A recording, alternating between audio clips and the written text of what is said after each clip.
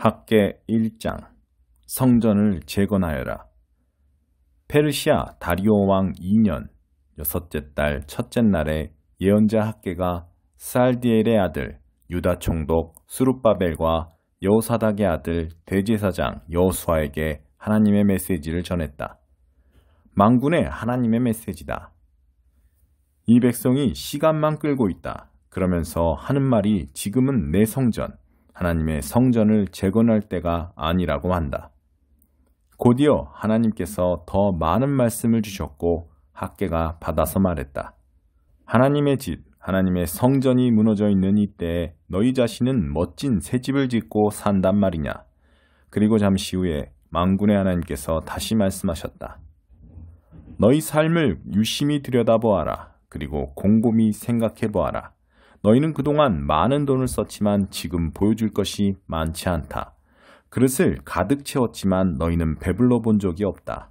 마시고 또 마셔댔지만 너희는 늘 목마르다. 여러 벌의 옷을 껴입었지만 너희는 따뜻하지 않다. 너희를 위해 일하는 자들, 그들이 그 일로 무엇을 얻었느냐? 그리 많지 않다.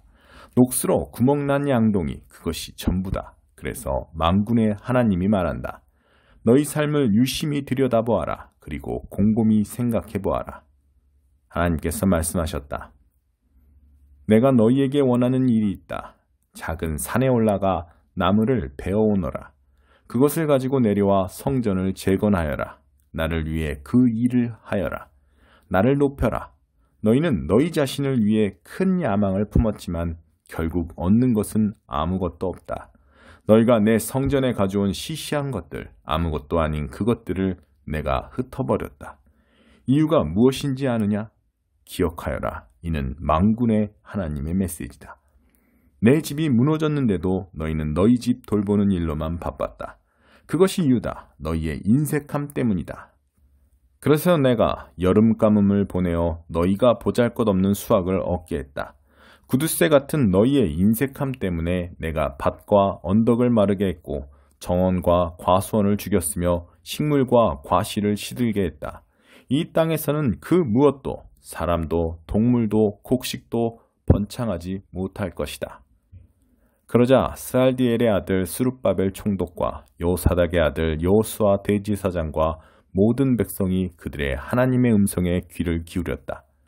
정말로 귀 기울여 들었다. 하나님께서 그들에게 예언자 학개를 보내시자 그들이 그를 주목했다.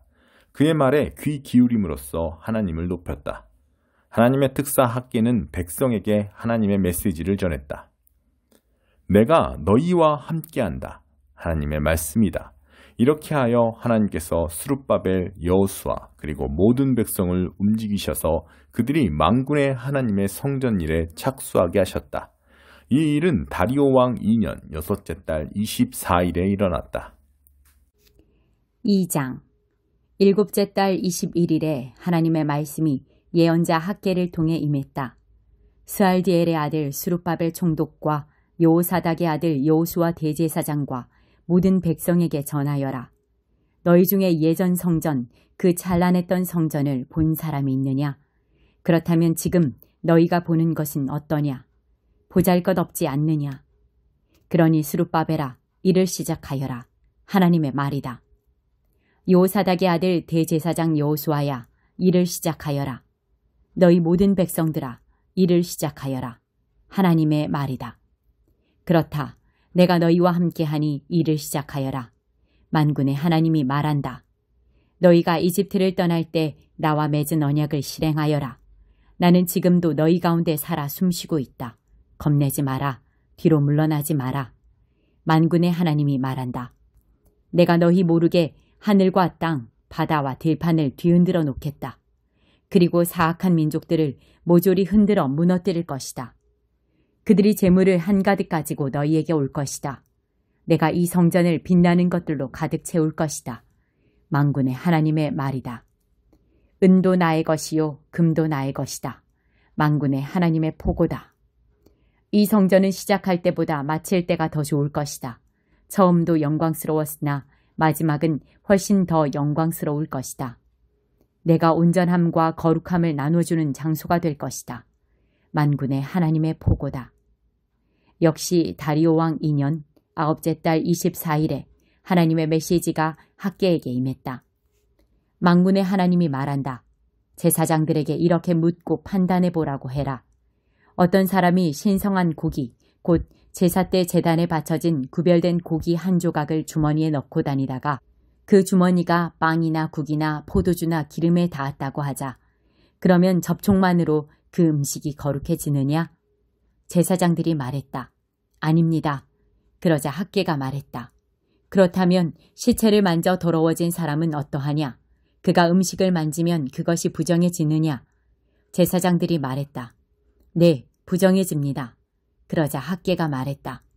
그래서 이 백성이 부정해지고 이 민족이 부정해진 것이다. 그들이 하는 모든 일이 부정해졌다.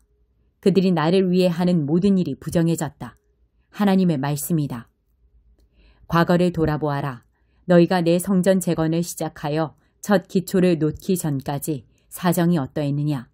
너희 밭의 수확이 그렇게 더디고 양이 적었던 까닭은 너희가 하나님의 성전 재건 일에 그토록 굼뜨고 문구적되었기 때문이 아니냐.